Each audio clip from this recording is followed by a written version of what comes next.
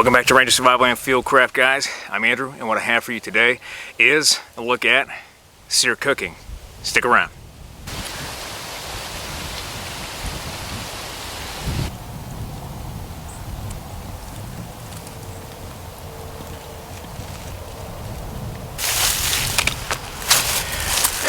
Alright guys, welcome back. So what I have for you today is survival cooking or sear cooking, and this is how we cook food in the course and then how it was taught to us to cook food to make ground game or any available game or meat that you procure to last several meals over the course of time.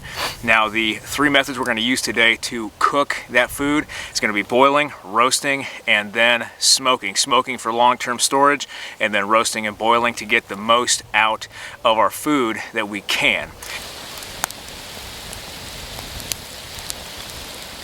So why don't I get my birds out? I'm going to clean my birds, show you a quick technique, and then pull out everything that I think is going to be useful for this bird that I can eat as part of a survival situation.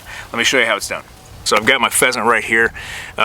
With the pheasant, really all that needs to be done is just to tear all of the feathers off of this pheasant, and then from there we can remove the head, remove the tail, remove the feet, keep all the rest of the meat that we have. That will be basically the bird complete, minus the gutting part. Start with the wings and just twist and break, and then tear off the wing. I'm going to keep the wing for my bird dog, and then do the same thing to the other side.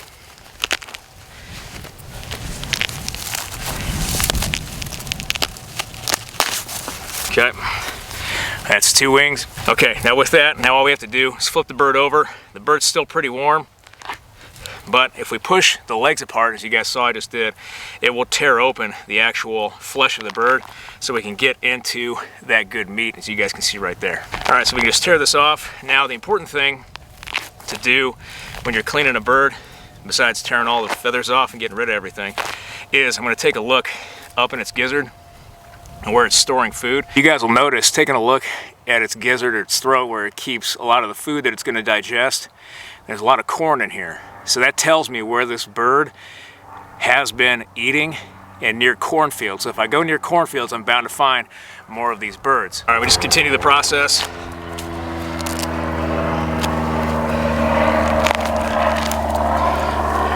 Tearing all the feathers off, as best as possible anyway. It's not going to be too much fun by any means, unless you enjoy this type of thing, but just picking the feathers off is too easy. You can keep the feathers, like the wings I had. You can keep the wings for training your bird dog, and then for also making fletchings from, or making fly fishing lures. All right, now you guys can see I've got most of the skin off with the feathers already. The rest of what I don't get off will burn off, but I have most of my bird right here. Now all I need to do is remove the head, remove the tail, and remove the bottom portions of both legs to save the majority of the meat. Then I can actually go in and gut it. Just pull off the tail, and then with the feet, same method as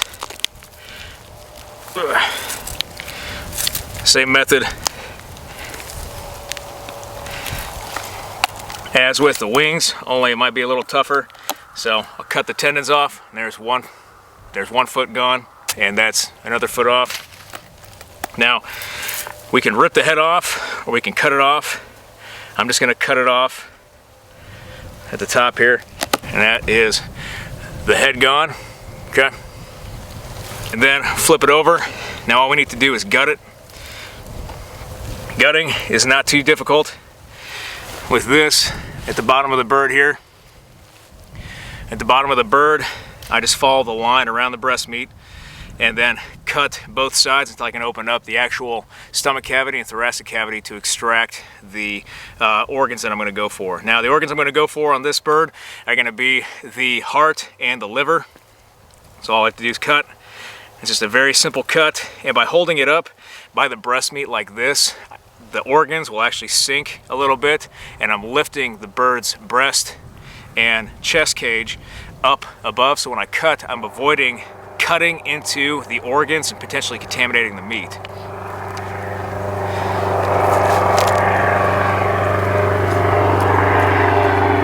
Just make it little slices. Okay. Now the rest of this I can do with my hands. Pull back the breast meat, and I open it up, and you guys can see I've got all the good organs in here. Make sure everybody in the back can see that. All right, all the good organs. All right, guys, so I've got the bird's heart right here. I'm gonna keep that and set that aside. That's where the soul of the animal resides. And next what I can do is just pull the remainder of all of the organs and guts out as best I can. Anyway, if it tears, that's fine. Okay, not too bad. What I really don't want to do is risk cutting any of the intestines and potentially contaminating the meat. So I'll continue just to scoop out until I get to the bottom here. And then with the bottom, what I can do is grab my knife and simply cut away on the pelvis. This way I ensure that I'm not cutting into the meat and not cutting into the organs, because the bird is soft enough to where I can simply cut across and leave all the bad stuff that I don't want and keep all the good stuff that I do want. Here are the guts, kept the heart. Looking at all of this, liver seems to be good. What I'm gonna do actually is cut off the liver. Just pick it up here. This guy's got a big gallbladder, so I'm gonna cut off the liver, cut everything away. Okay. All right, so we don't want any of the bile from the bladder getting on this. And then we have the liver as well. So I'm gonna keep the liver and the heart and cook those up in a stew as part of boiling. All right, guys, that's the bird cleaned. Now I just got a couple more to do, and I'll be ready to get down to cooking. All right, so what I'm gonna do, I'm gonna take the organs that I'm keeping, the heart and the liver, put it back on my bird, set him up here, and then with the remainder of the guts, put it down there, leave it for the cat. Throw whatever I'm not using off, and then get to work on my next bird.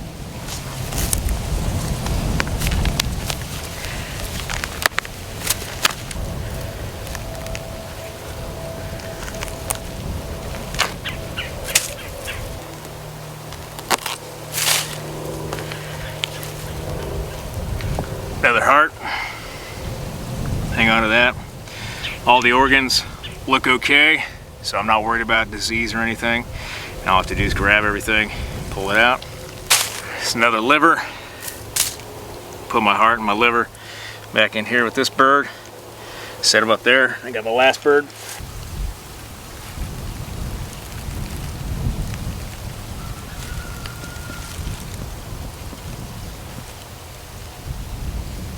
So I've got my birds all laid out. Now all I need to do is take these guys down to the creek behind me, wash them off a little bit to get some of the feathers and everything off, and then we'll be ready to start our fire and cook.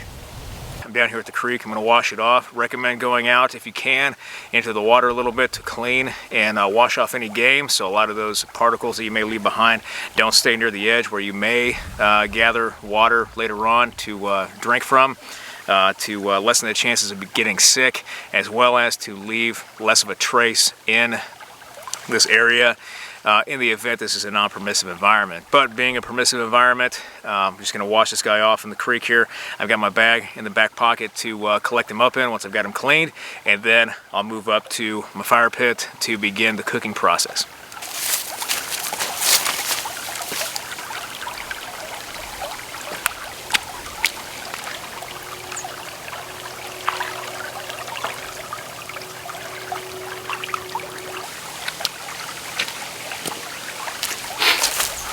Good enough for government work. The rest of the stuff will burn off in the fire if there's any leftover feathers, and I can clean it once I get up on camp over here. What I can do now is take out my knife that's all bloody and gross, and I can go wash that guy off.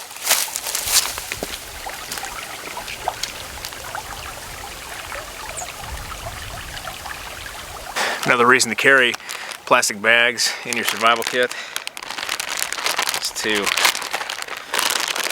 hold your game in. Once you get done cleaning it up, it makes it a lot easier.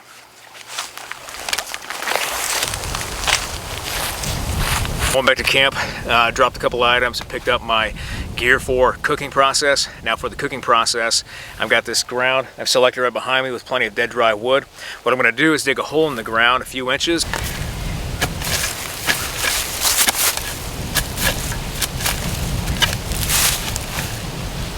And I'm going to start my first fire. That first fire I'll use for boil and for roasting.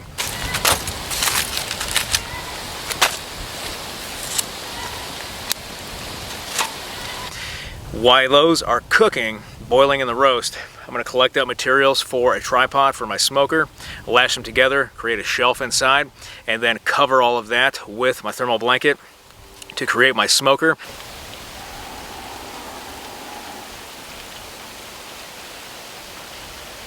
I can process the meat that I'm going to save for that smoker down and put it inside. Then once my boil and my roast are done, all I have to do is pick up that tripod, put the tripod directly over the hole where the fire is at once that fire has died down, and then all I have to do is continuously feed small bits of wood in there to keep the smoking process going and smoke the remainder of my meat. I've got my hole dug. I moved out of the low ground over here. There's just too many roots, big roots for a lot of these trees. They're standing right here, and so I don't want to cause a root fire, so I'm just going to move right here with my hole. Now I dug my hole approximately 1.5 feet in diameter and then 6 inches deep, which will be good enough for my purposes today. So what I'm going to do now is collect up all my firewood, collect up the materials for my tripod, and then start my fire, get my boil and my roast going with my meat, and then construct my tripod for my smoker, construct my smoker, put the meat in there that I'm going to smoke, and have that on standby, ready to go as soon as my roast and my boil are done.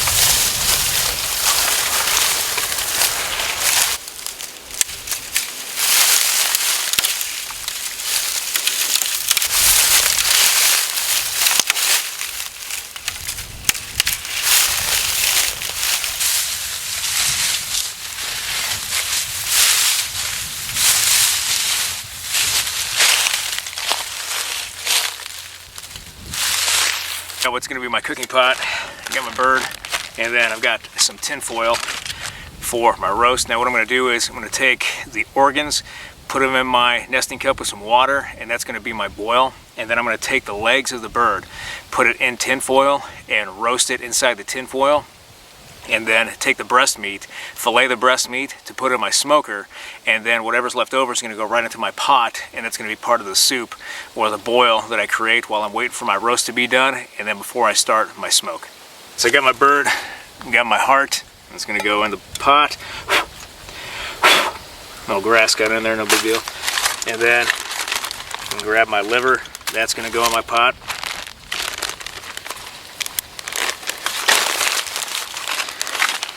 And then take my knife out, and I'm just going to cut off the two legs as best as possible. There's one leg.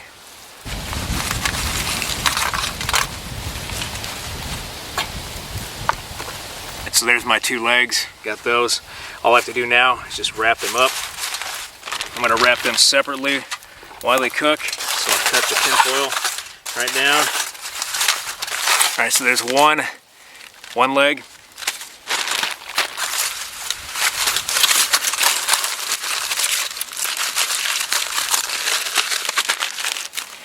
And there's the other leg. So I've got everything laid out, ready to go for my cooking process. Let's get started.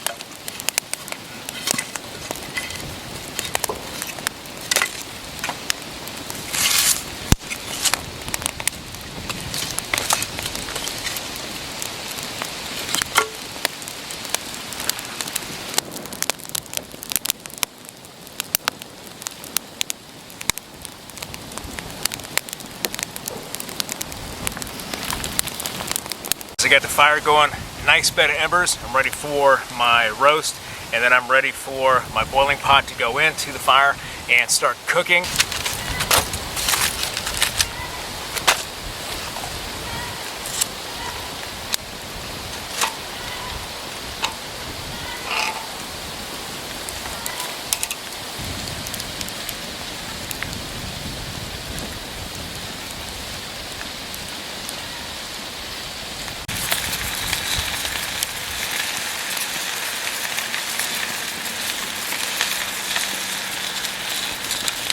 While that's cooking on the fire, I've got my breast here. I found this nice piece of bark to act as a plate. So I'm just gonna pull this guy out, and we're gonna fillet the breast meat off, and then whatever I have left is gonna go into my pot as part of my soup.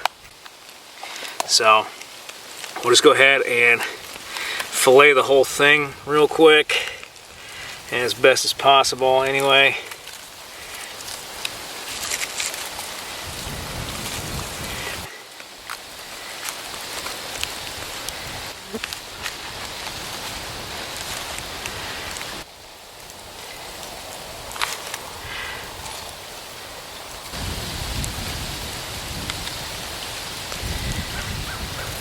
I've got my food right here. I'm going to take this, the rest of this, all bones and all the meat. I'm going to put that into my pot to boil. The rest of the stuff is going to go onto my shelf for my smoker once my fire is ready and I can begin the smoking process.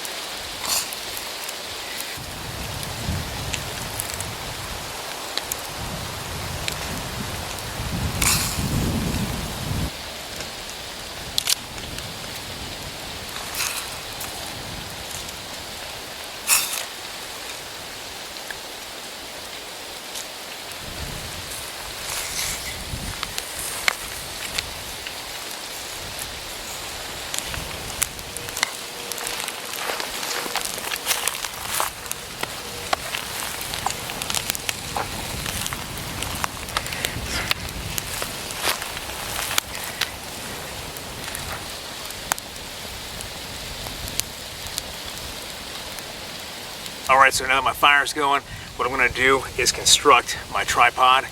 All I need are 3 long poles, and I'm going to make it roughly 6 to 7 feet tall as it stands over my fire pit with that 1.5 foot diameter underneath. I'm going to go a little bit wider than that so I can get all the smoke in there, plus leave an aperture so I can feed the fire a little bit and keep that smoking process going for the afternoon.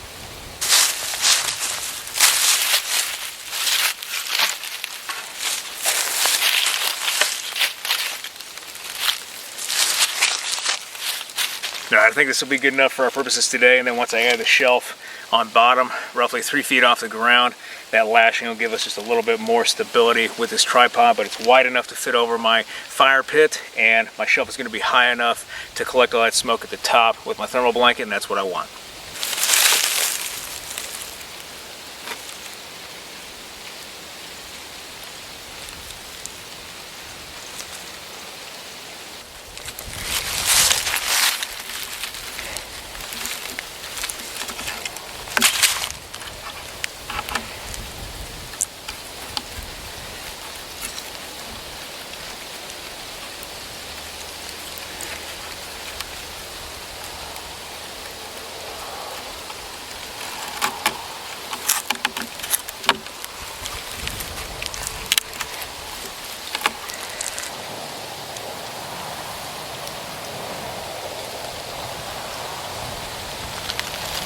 Okay, so I got my tripod complete minus the shelf. Now I have 2 cross sections lashed together with my tripod holding everything up. I'm going to leave one side open. I'm not going to have a cross section right here. What I'm going to do is find sticks long enough to create a shelf in my tripod to hold up the meat that I'm going to smoke. Now all I need to do is get my thermal blanket out, wrap it around to ensure that the thermal blanket is going to be in the right spot and that I have access from this side to the meat inside while I'm smoking it to continue checking on it and continue the smoking process. Now what I do have already prepared is just a simple loop of bank line with a lark's head through the end grommet. This is going to make it easier to tie the thermal blanket up as the cover for my smoker.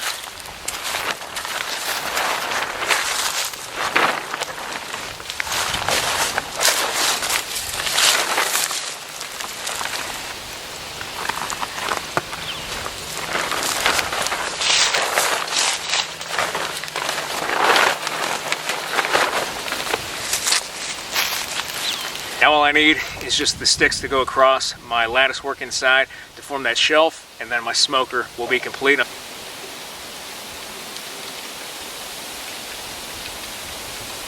Alright guys, so my roast is about done. My boil is almost certainly done from everything we put in there. The heart, the liver, the leftovers from the breast and all the meat, and the 2 legs here in the roast. So I'm going to pull those off. I'm going to get my smoker ready now that the embers have gone down a little bit, and I've got a collection of punk wood that I can throw on top of this to create a lot of smoke.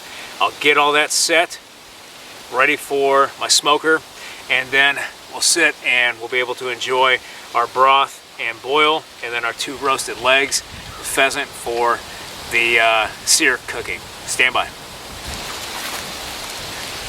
Alright, so I'm going to grab my pot with my Leatherman here, set it off to the side. It's going to start cooling. Grab my roast, do the same. Put those off to the side. Now, while I let the fire cool down as well as the food, what I can do is grab my bits to be smoked, and I've got my slats right here that I'm going to use as my shelf inside my smoker. I'm going to start draping the meat over these sticks and then place them inside.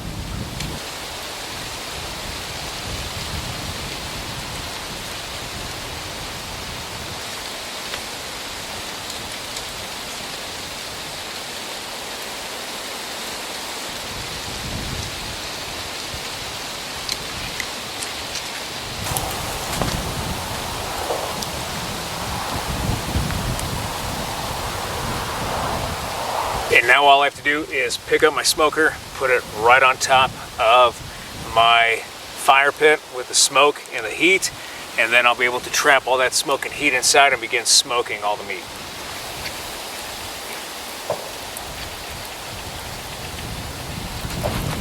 Alright guys, so I got my smoker set up, ready to go using my thermal blanket, just another use for that thermal blanket with the heat reflector inside and the smoke trapping everything to smoke that meat that's inside. The trick to smoking is that when we add punk wood, add it to the outsides so it's slowly eaten away by that fire and creates a lot of that smoke. Why don't we take a look at the roast and the boil and see how that turned out. This has been an all-day activity, just like I remember it. I've got my smoker going, and I've got my roast that's now cooled off, and then my boil or my soup that has cooled off and ready to go. Remember again, we have all the leftover meats inside this stew, and then the heart and the liver from inside of the pheasant, and then we have our 2 legs that have been roasting for a while inside the tin foil. Now real quick, the idea of both these concepts of boiling and then roasting is to get as much nutrients out of the animal as possible. So go ahead and take a sip of our soup here and see how it turned out. It tastes just like kind of a weak chicken broth, but still really, really good. Let's take a look at our pheasant. Let's take a look at this leg. Yep, that looks pretty good. So here's the leg, guys. That's been roasting all day inside the tin foil, and all the oil and fat, or what was left over from the animal anyway, all the contents of the animal are still here, and you can see it's roasted pretty well. It's already falling apart on me, but we'll take a quick bite.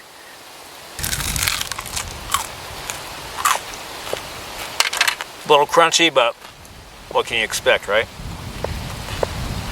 In a survival situation, you cook this thing until it's a brick. That way you know that it has been fully cooked, and you're not dealing with a chance of some sort of disease or intestinal parasite from tainted meat or meat that is undercooked. Because the last thing you need in a survival situation is some sort of sickness that just compounds the effects of the survival situation. But the leg is not too bad. With the broth, we're good to go.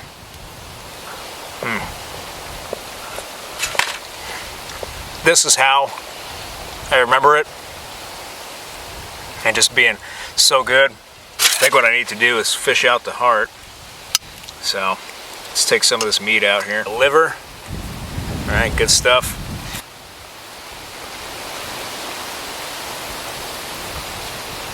It's kind of like a bland pate for anybody who's had pate before. So it's pretty good. All right, guys, there's the heart of that pheasant. That's where the soul of the animal resides. And it is only out of honor and respect that we consume that heart.